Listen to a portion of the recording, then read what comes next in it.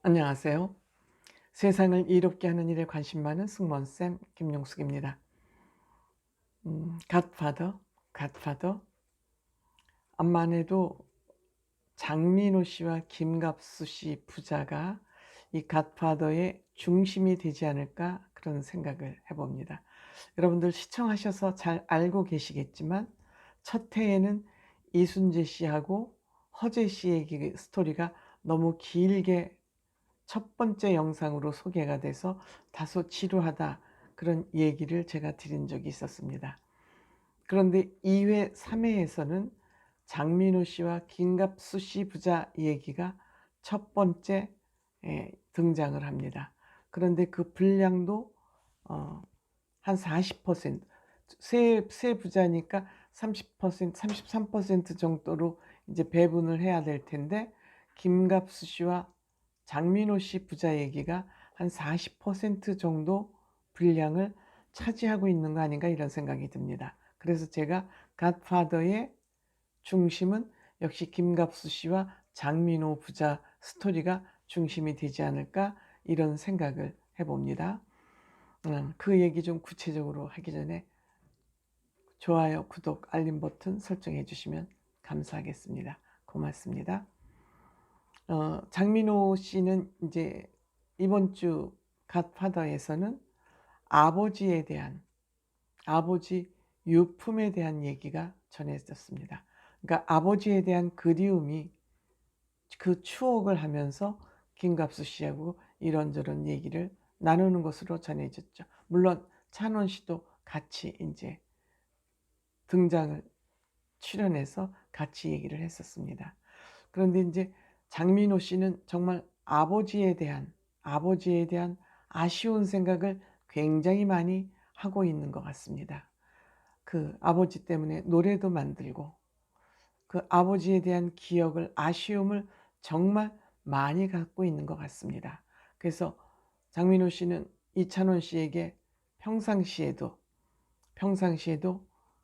부모님께 계실 때 자라나는 소리를 많이 한다고 합니다.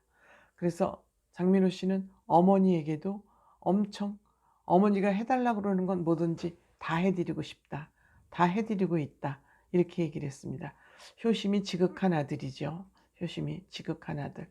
이런 아들하고는 조금 결혼하고 싶어 하는 신부감이 많지 않을 것 같기도 합니다. 어쨌든 효자입니다. 그래서 장민호 씨는 이제 부모를 먼저 보낸 자식이라면 누구나 다 그런 생각을 하게 될 거다. 아버지가 돌아가시고 나서 처음 느껴보는 정말 말로 설명할 수 없는 그런 슬픔을 경험했다.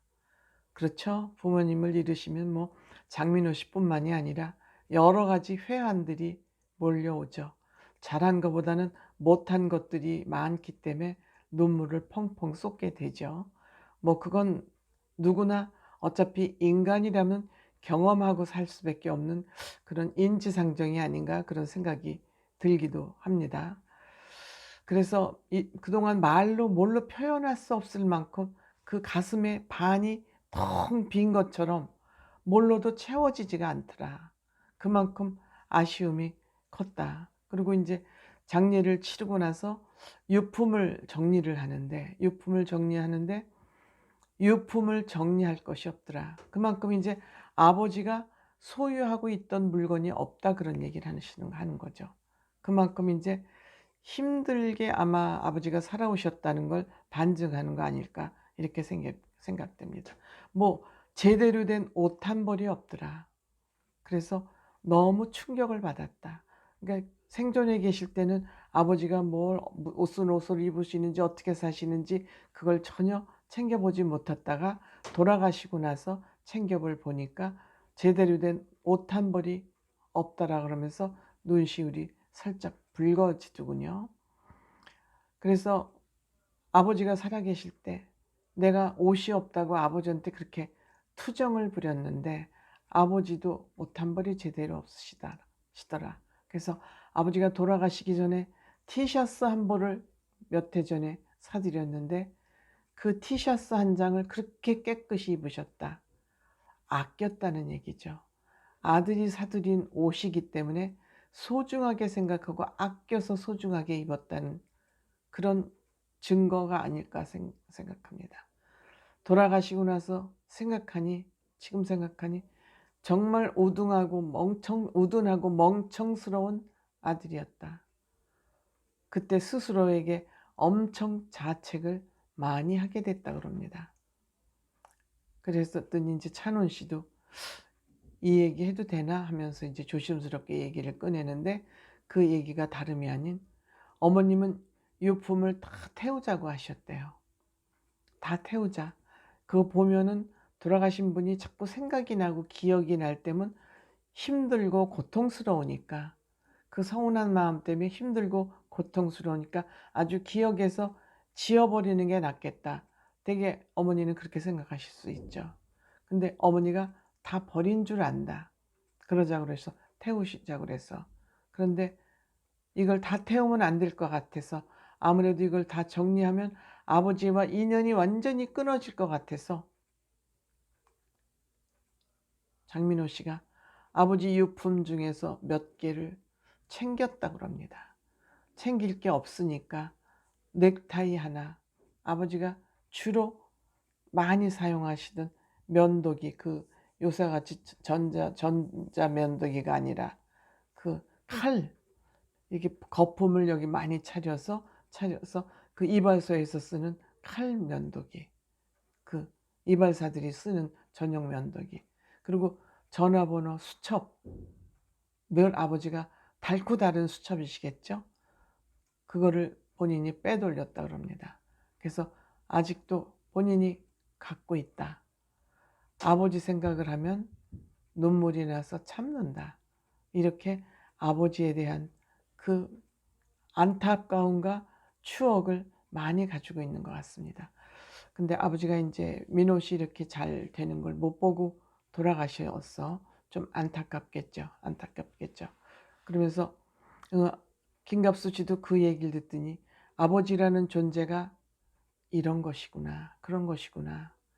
본인은 초등학교 시절에 아버지를 잃었기 때문에 그런 걸 느낄 수 없는 나이에 아버지가 돌아가셨는데, 장민호 씨 얘기를 듣고 보니 좀 본인의 마음이 새삼스러운 것 같아요.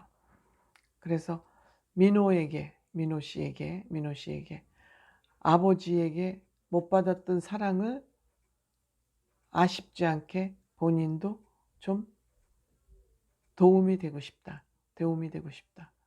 뭐 그게 가능하진 않겠지만 어쨌든 마음이라도 그런 아버지가 되고 싶다. 그런 의미에서 이 갓파더는 정말 의미 있는 그런 프로그램이다. 아버지와 부자지간은, 남자끼리 사이는 정서가 조금 딱딱하지 않습니까? 감성적이지 못하죠. 마음에 품고 있는 생각도 표현을 하기가 어색하고, 또 그걸 표현하면 사나이답지 못한 것 같고, 이런 고정관념에 휩싸여서 부자지간에는 대화가 없습니다. 거의 부자지간에 대화를 살갑게 하는 그런 부자지간은 정말 찾기 힘듭니다. 그래서 나이가 커서 성장할수록 남보다도 더 못한 서먹서먹한 관계가 되곤 하죠. 그렇지만 이런 프로그램을 통해서 저런 거구나, 부자지간에 이런 관계에 대해서 새로이 일깨워 준다는 것은 프로그램으로서 의미가 있다 생각합니다. 물론 여기에 출연하는 세 쌍 중에 문세윤 씨, 주연 씨, 이분들 자연스럽게 티격태격하면서 정말 격식 없는 부자지간의 모습, 이것도 또한 아름다운 모습이죠. 티격태격. 그 다음에 이순재 씨, 허재 씨, 부자지간. 정말 이순재 씨는 젠틀맨이십니다. 긍정적인 아빠이십니다. 괜찮아, 좋아, 맛있어, 아무렇게 해도 돼. 정말 모든 거를 오픈 마인드를 가지고 다 긍정적으로 받아주는 아빠. 허재 씨 요리 꽝손 아닙니까? 그렇지만 해다 주는 것 자체를 고맙게 생각하고 맛있게 생각하고, 또 운동을 하자 그러면 그냥 운동도 정말 최선을 다해서 뭐든지 열심히 하시는, 나이가 80 중반이 불구하고 그 대사 외우는 일을 열심히 하시고 뭐든지 긍정적으로 받아들이면서 열심히 사시는 모습, 그 아버지가 또 존경스러우니까 허재 씨도 농구 대통령이 조심조심 아버지를 대하는 모습. 하지만 이순재 선생이 칼같이 담배 끊어야 돼. 강압적이자니만 그 말에 힘이 실려 있지 않습니까? 그래서 이런 모습 저런 모습을 담아서 한 갓파더는 저는 대단히 의미 있는 예능이다, 이렇게 생각을 해봅니다. 감사합니다.